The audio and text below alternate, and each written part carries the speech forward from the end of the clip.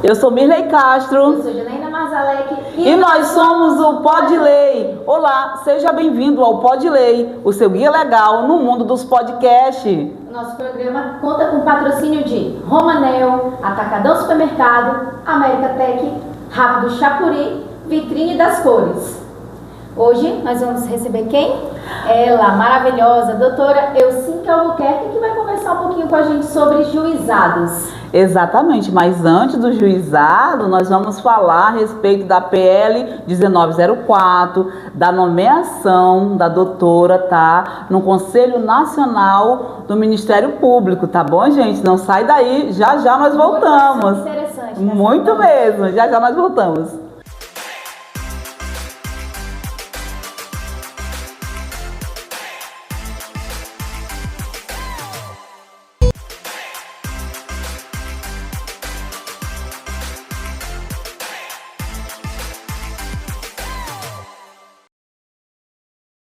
Voltamos, mas antes de começar o nosso bate-papo, vamos falar um pouquinho dos nossos patrocinadores. América Tech, onde você consegue seu celular, iPhone, onde você consegue fazer manutenção, acessórios. Fala mais um pouquinho aí, Mirley. Ô, gente, presta atenção. Janaína, eu sei que você tem iPhone, mas você que não tem iPhone, né, ou tem um iPhone, você pode dar o seu iPhone velho, né, em troca de um novo. E aí só paga aquela diferença. Loja especializada, que nem a doutora Janaína falou, especializada em assistência técnica, transferência de dados, tá? Acessórios. Então, o melhor lugar para você comprar iPhone com preço super acessível é na América Tech, que fica ali no AgriShop, loja 2047, tá bom? O Luan, o Pereira e o Bruno tá lá aguardando vocês. Nós temos também, doutora Janaína, Rápido Chapuri, você aí empresário que precisa trazer a sua mercadoria de São Paulo para Rio Branco, assegurada, com rapidez, segurança, é na Rápido Chapuri, que fica ali atrás do Alto Posto Amapá. É só procurar nosso amigo Daniel, que está lá pronto para te atender.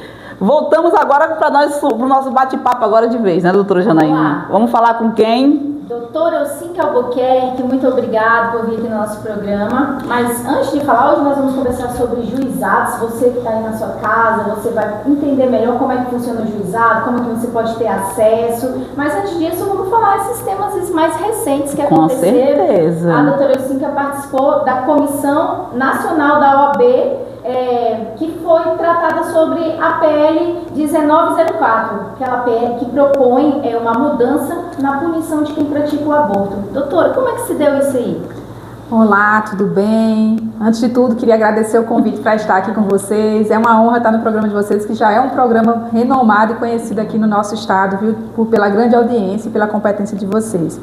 Então, eu fui nomeada na condição de presidente da Comissão Nacional de Direito Processual Penal para compor a Comissão Nacional da OAB, que elaborou um parecer acerca do PL 1904.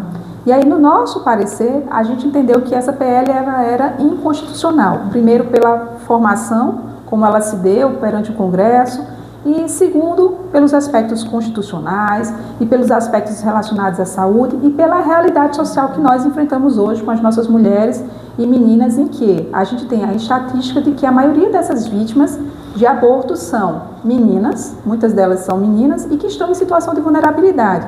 E aí, em situação de vulnerabilidade, a gente coloca vários aspectos: o aspecto das mulheres pretas, que são as maiores vítimas, o aspecto das pessoas com pouca capacidade econômica, financeira, que são também vítimas, e ainda mais do que isso, as vítimas estão sendo agredidas dentro de seus lares. Então, muitas vezes é um padrasto, é um avô, é um tio, é um vizinho, o agressor é alguém conhecido. E por vergonha, essas meninas demoram para contar para suas mães, para contar para suas famílias, com medo de represálias e das ameaças que elas sofrem. Então, com isso, o aborto acontece tardiamente. Fora isso, a gente ainda tem a dificuldade do SUS em fazer esse tipo de procedimento. Não é todo hospital que está preparado e capacitado para isso. E com isso, as meninas vão fazer o aborto tardiamente. Não porque elas querem ou porque retardaram. Óbvio que com o nosso parecer, a gente não está defendendo o aborto. A gente nem entrou nessa questão, se a gente é a favor, se a gente é contra. Né? Não, a gente observou somente tecnicamente a PL. Porque o artigo 213, se eu estiver enganada, vocês me corrijam, a senhora acha que é criminal, né? É advogada criminalista, né, doutora? Então, assim, eu acho que o artigo 213, ele fala a respeito do estupro, né? Aquela violência, a conjunção carnal, e aí pega em torno de 6 a 10 anos de detenção, né? Agora, essa lei, ela previu que a pessoa, a vítima que cometesse o aborto seria o quê? 20 anos mais ou menos. Olha só essa Uma discrepância muito grande. Aí a gente traz para cá, agora recente, esse aborto que teve daquela criança, porque é uma criança de 13 anos. Você já pensou sem nenhum conhecimento, despreparada, um bebê gerando um outro bebê. Aí aborta e vai pegar 20 anos de cadeia, mas é uma situação complicada, não é? Sem contar que o nosso próprio Código Penal já dá as autorizações, que são para os casos de anencéfalos, para os casos de vítima de aborto e para os casos de risco da gestação para a vida dessa mãe. Então, a nossa legislação ela já faz uma previsão aí dos casos em que a gente pode ter o aborto. E aí, esse projeto de lei ele vem contra tudo isso, ele vem contrariando todos os nossos princípios, todos os tratados e convenções internacionais ratificados aqui pelo Brasil em relação a direitos humanos. Ele vem contrariando as regras do nosso Código Penal. Ele realmente nasce de uma forma bem desproporcional, bem desarrazoadora e ainda coloca a vítima numa situação de revitimização. Você imagina que eu já sou vítima de um abuso e a minha pena vai ser maior do que a pena do meu agressor. Então é tentar trazer para o campo penal uma solução que não lhe cabe. Quando todas as outras políticas públicas já falharam com a mulher, com a menina, porque ela deveria ter sido protegida. E se ela não foi protegida é porque todas as outras políticas falharam. Políticas de educação contra o homem, para não objetificar o corpo da mulher, e a mulher ela é muito objetificada, Sim. Para não sexualizar nossas meninas. Então todas as outras políticas públicas falharam, tanto com as meninas como com os homens, porque se eles tivessem educação suficiente, eles respeitariam a mulher e a agressão não aconteceria. Então tudo falhou e agora quer me trazer para o campo do direito penal para que ele possa resolver uma questão que é muito maior do que isso, é uma questão macro. E a OAB nunca é omissa, né, quando se trata desses assuntos de relevância para a sociedade, sempre está lá, né, prestando o seu papel. Parabéns, doutora, por prestar, né, esse trabalho aí para a gente, né, na nossa defesa das mulheres. Só que ela não teve só esse destaque, né, não teve só essa participação tão importante, ela teve também a nomeação. Ela vai falar para a gente, doutora Janaína, a respeito, né, a respeito do Conselho Nacional do MP. Isso, o CNMP é o Conselho Nacional do Ministério Público. E aí ele é composto por vários órgãos. Então a gente tem lá 2 cadeiras de conselheiros para a OAB, nós temos cadeiras de conselheiros para o Senado, para o Ministério do Trabalho, para o Ministério Público Estadual, o Ministério Público que trabalha na área militar. Então ele é vasto e a função do CNMP é justamente o quê? Fiscalizar a atuação do Ministério Público, fazer com que o Ministério Público ele realmente atinja o seu papel, com que seus membros cumpram efetivamente com suas funções, aquelas funções que estão lá legais. Além dessas 14 vagas para conselheiros, existe também a vaga do representante da advocacia dentro do CNMP. E é nessa vaga, como representante da Advocacia Nacional, que eu fui nomeada. Essa é a vaga que eu ocupo hoje dentro do CNMP. Então, por que nós trouxemos esse tema para cá? Gente, olha só o poder, o empoderamento. É uma vaga que a OAB tem e ela foi designada a uma mulher advogada criana. Exatamente. Então, assim, nós estamos bem representadas, né? Isso, doutora Janaína, com certeza. Chegar lá também. Eu que estou iniciando, tipo assim, eu sou um bebezinho, estou iniciando, então é uma maneira de você... A doutora Janaína já é uma inspiração para mim, é tanto que eu a convidei para fazer... nós. Exatamente, e agora, doutora, eu sim que aí coloco, como é que eu posso dizer, abrilhantando aí a OAB nacional e também a OAB do estado do Acre. Vamos lá, então, para os nossos comerciais?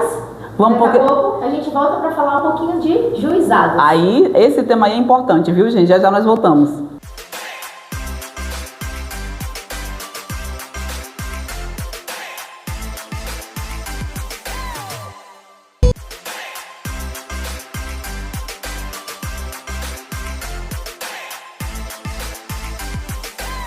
Voltando do nosso bloco comercial, nós vamos agora para o nosso bate-papo com a doutora Eucínquia. Vamos falar do juizado especial. Tá com algum problema? Precisa ajuizar alguma causa aí, não sabe como fazer? Então se liga nas dicas da doutora Elcínquia. Calma aí, mulher. Antes disso, vamos falar dessa promoção que tá rolando entre o Pode Ler e a Romanel. Explica aí pro pessoal como é que vai ser. Gente, presta atenção. Quem que não gosta de andar com uma semijoia da Romanel? Eu adoro. Olha aqui, ó. Doutora Janaína também, cheio das...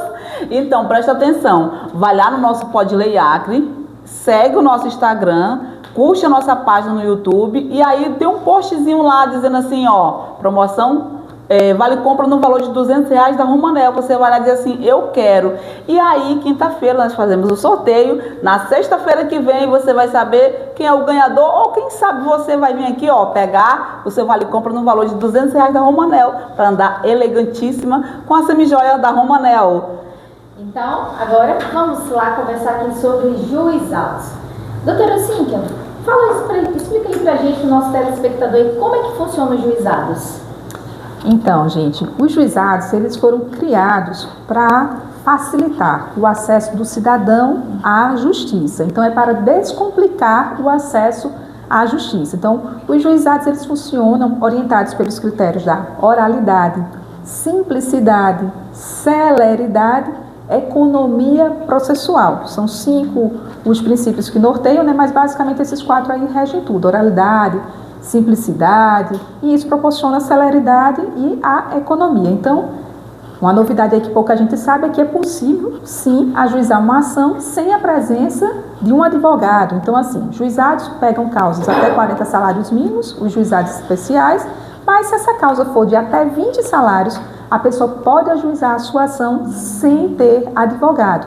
E aí alguém pode perguntar assim, como é que eu faço isso? Como é que eu vou ajuizar uma ação, eu que nunca peticionei na vida, não sei nem escrever direito, como é que eu posso resolver o meu problema? Às vezes é um pequeno problema que eu tenho com o meu vizinho, é um problema de pequeno porte, ou às vezes eu sou um pequeno comerciante ali, tenho uma promissóriazinha de R$300, de R$200 que meu cliente não pagou, quero fazer essa cobrança, como é que eu faço isso? Então, você pode acessar o site do TJ, e lá já tem a petição cidadã, chama petição cidadã, mas é um formulário, na verdade, que você vai preencher lá com seus dados, vai preencher as perguntas lá e coloca qual é a sua situação e o que é que você deseja. Então você pode fazer isso, mas eu não tenho acesso à internet. Para mim, a internet é difícil, não sei lidar com isso. Você pode se dirigir aos juizados especiais, que ficam lá na Cidade da Justiça, no prédio dos juizados, ao lado do Fórum Criminal, e lá no setor de atermação você vai contar a sua história para alguém e alguém vai tomar aquilo a termo e assim nasce o seu processo. Geralmente briga de vizinho, a única coisa que eu lembro é a respeito de você plantar um pé de fruta, qualquer coisa, banana, mamão,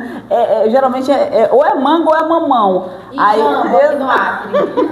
Aí tá lá, eu planto lá, mas o meu pé de jambo lá pro quintal da Janaína. Janaína, a fruta é minha, tá? Aí nós vamos lá no juizado. De família, exatamente. Né? É conhecido o antigo Pequenas Causas, né, doutora? Exatamente, ele ficou conhecido como Pequenas Causas justamente por conta desse valor de alçada, que não pode ultrapassar 40 salários mínimos. Se a causa for acima disso, eu não posso discutir nos juizados. Lembrando que, além dos juizados especiais, nós temos juizados de fazenda pública, que aí o teto já sobe para 60 salários mínimos, e temos os juizados federais também. O que a população usa mais? O juizado estadual mesmo, porque são esses conflitos que a Mirley colocou, são relações de consumo, às vezes eu tenho ali, meu nome foi colocado no Serasa, eu estou com a minha conta paga, às vezes a minha energia foi cortada, às vezes eu comprei um bilhete para viajar de passagem, e aí cheguei lá na hora, não consegui viajar, seja o transporte aéreo, seja o transporte terrestre. Então são questões do dia a dia mesmo do cidadão, e aí a maior parte dessas causas ficam realmente... Mas tem um valor específico, né, para você entrar com uma ação? Tipo assim, eu tem que ser até quantos salários mínimos para poder entrar com a ação?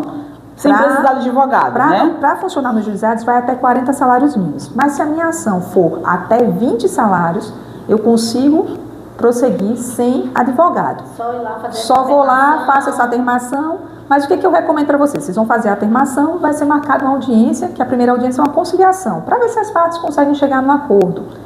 E aí, se não houver o acordo, aí marca-se uma segunda audiência, que é conhecida como audiência de instrução. Embora até 20 salários mínimos a pessoa possa estar sem advogado, é necessário lembrar que quando você vai ajuizar uma ação, você tem que provar o que você está falando. Sim. Então você precisa levar o mínimo de provas que você tem ali. Se eu estou dizendo que a conta está paga e mesmo assim meu nome está no Serasa, o que eu vou levar, por exemplo? O comprovante de pagamento vou levar o comprovante da negativação, do cadastro indevido do meu nome. Então, eu vou levar os elementos que eu tenho. E para todas essas ações eu preciso levar documentos pessoais, comprovante de endereço. Eu tenho que fazer um mínimo de prova ali daquilo que eu estou falando. E mais, embora possa prosseguir sem advogado, se chegar no dia da audiência e a outra pessoa aparecer acompanhada de um advogado, se eu estiver me sentindo inseguro, eu posso pedir para remarcar, para redesignar aquele ato, para que eu possa contratar um advogado para me auxiliar. Ou, se eu não tiver condições socioeconômicas de custear as despesas como advogado, eu posso pedir a nomeação de um defensor público para me acompanhar ali. Nesses casos em que a outra parte compareça acompanhada de advogado, mesmo que o valor da causa seja de 20 salários, o que eu recomendo para a pessoa? Que ela tenha também um profissional do direito lhe ajudando naquele caso, seja um defensor público, seja um advogado. Se as duas partes estão sem advogados, eu não vejo problema porque há uma paridade de armas.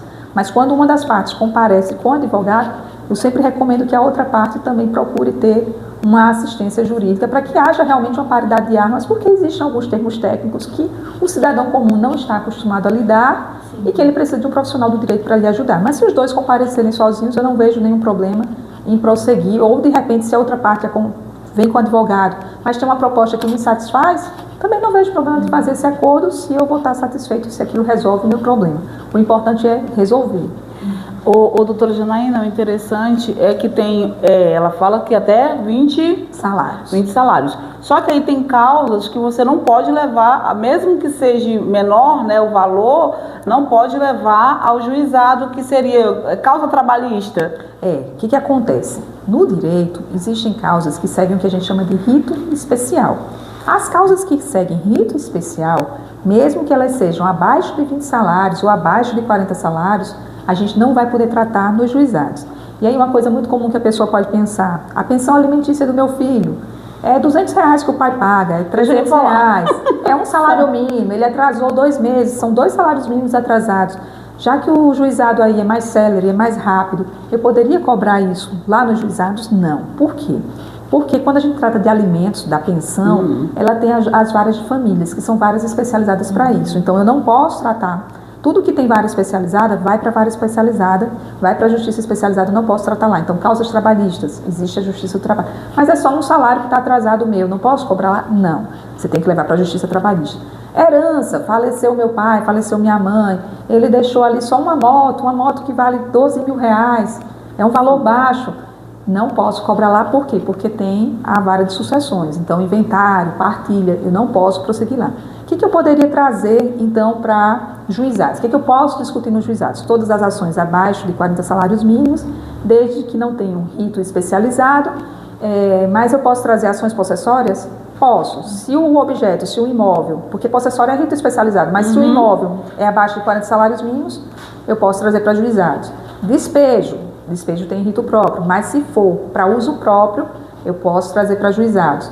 Execuções, eu posso trazer para juizados execuções das próprias sentenças dos juizados e as execuções de títulos de crédito que estejam abaixo dos 40 salários mínimos.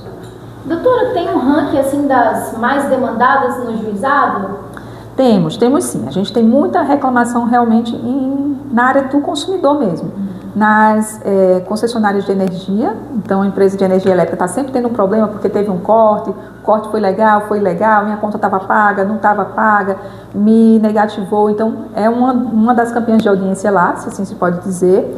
A outra são questões de telefonia e internet, essas empresas são bastante demandadas, porque hoje ninguém vive sem a internet, na verdade, sem a telefonia. são empresas que são praticamente 100%, né, a população 100% precisa daquele consumo, então não tem como ter uma demanda maior de reclamações, né? São serviços essenciais, todo mundo usa, então até por essa razão, são as mais demandadas, porque todo mundo utiliza esse tipo de serviço, a energia elétrica, a telefonia hoje em dia, a internet, todo mundo usa. Então, essas têm sido as campeãs de audiência, mas também porque tem um público consumidor bem maior do que as outras empresas. É a única também, Energisa, né? É a única que nós temos aqui. Doutora, eu fui lesada, moro aqui em Rio Branco, mas eu fui lesada em outro estado, né? Uma empresa. Eu posso ajuizar uma ação aqui pelo juizado de Rio Branco? Isso é muito importante, falar das regras de competência do juizado. Então, quais são as ações que eu posso trazer para o juizado de Rio Branco? E lembrando que nas outras comarcas, nas outras cidades, nós também temos juizados. E aí, o que eu vou observar para saber se vai processar aqui em Rio Branco, se vai processar em outros estados, em outras cidades? Onde é que eu posso demandar? Então, eu posso demandar onde o fato aconteceu, no local do fato. Se o fato aconteceu em Rio Branco, posso processar aqui em Rio Branco. Se o fato aconteceu em São Paulo, posso processar em São Paulo. Mas, além disso, eu posso processar também no domicílio, o local do fato, pode ser pelo lugar do fato, o local do réu, endereço do réu, endereço do autor, ou ainda o local onde a obrigação deva ser cumprida. Então, essas são basicamente as 4 regras de competência para saber em que cidade eu posso ajuizar. Numa dessas 4 locais, onde o fato aconteceu, onde o réu tem um estabelecimento, onde o autor da ação tenha, ou então onde a obrigação vai ser cumprida. Então, numa dessas 4 cidades, o processo pode seguir. Então não tem problema, gente, tá? Se tiver algum problema aí, você já sabe que você não vai ficar na mão. Tem como sim ajuizar uma ação com quem você tiver problema aí em outro estado. Porque geralmente já acontece, né? Você tá aqui, faz um pedido de alguma compra, enfim, e aí não aparece o produto, e aí eu quero meu dinheiro de volta. Né, doutora? Isso mesmo. Doutora, a gente sabe também que o judiciário não é de graça, não é? Só para quem não pode pagar. Esse caso aí dos juizados especiais, é pago custos processuais? Como é que funciona? Essa é uma pergunta muito boa, porque todo processo que a gente vai entrar, a gente paga as certeza, custas do processo, para a ação poder demandar. Como vocês sabem, a justiça funciona com os serventuários da justiça, com os magistrados, tem a conta de luz do TJ que vai ter que pagar, então tem custos. E hoje, no Brasil, um processo custa em média R$ 1.800 para o judiciário, isso é uma média, tá? E aí, por isso que as pessoas, quando vão ajuizar a ação, têm que pagar aquelas custas, a exceção da concessão de gratuidade. Mas nos juizados, não há necessidade de pagamento dessas custas na primeira instância. Então, quando eu ajuizo ali até a fase de sentença, não paga nada, o processo ele é todo gratuito para todo mundo. Se houver necessidade de recurso, aí sim, na fase recursal, haverá o pagamento das custas. Mas na primeira instância ali, a gente não paga custos nenhum, o processo é totalmente gratuito, justamente para atender aqueles objetivos de trazer a população para mais perto da justiça, proporcionar o acesso à justiça realmente, democratizar o acesso à justiça da comunidade. Há alguns dias atrás teve uma semana de conciliação, não foi? Como é que funciona essas atividades? Então, nós tivemos recentemente a primeira semana dos juizados especiais. Essa semana dos juizados especiais foi uma orientação do CNJ e nós implementamos aqui em Rio Branco. Eu consegui participar também, fiz a palestra lá da abertura, juntamente com a doutora Evelyn, e para orientar a população sobre o que são os juizados, quando é que elas podem utilizar os juizados, para conscientizar a população, porque a gente nem sabe muitas vezes que pode ajuizar uma ação sem contratar advogados, sem precisar pagar custas. Então, foi para isso, foi nesse sentido, para atender a população e conscientizar a população. Doutora, vamos reforçar aqui para finalizar, onde que a pessoa pode buscar o juizado? Os juizados, eles estão na Cidade da Justiça, ao lado do Fórum Criminal. Se a pessoa quiser ir lá presencialmente, pode encontrar lá ou fazer a petição cidadã acessando o site do TJ. O site do TJ Acre, procura petição cidadã e assim consegue acessar os juizados. Gente, o nosso bate-papo tá maravilhoso, né? Mas infelizmente o programa de hoje está chegando ao fim. Sexta-feira estaremos de volta, tá bom? Cheiro no coração. Muito obrigado pela audiência de vocês, doutora. Muito obrigado por aceitar o convite de estar aqui esclarecendo essas dúvidas para o nosso telespectador. Fique à vontade aí para fazer suas considerações finais. Eu agradeço mais uma vez aqui o convite. Falar de juizados para mim é muito bom, porque eu fiquei 9 anos como juíza leiga dos juizados. Então, reviver esse tema na minha memória é muito gostoso de falar e na presença de vocês fica melhor ainda. E se vocês ficarem com alguma dúvida, eu vou deixar meu Instagram aqui à disposição. Meu Instagram é Helcinkia mesmo, HELCINKIA. E eu fico à disposição de vocês. E muito obrigada e parabenizo mais uma vez pelo programa, viu? Gente, boa noite. Até a próxima sexta-feira. Obrigada. Se Deus quiser.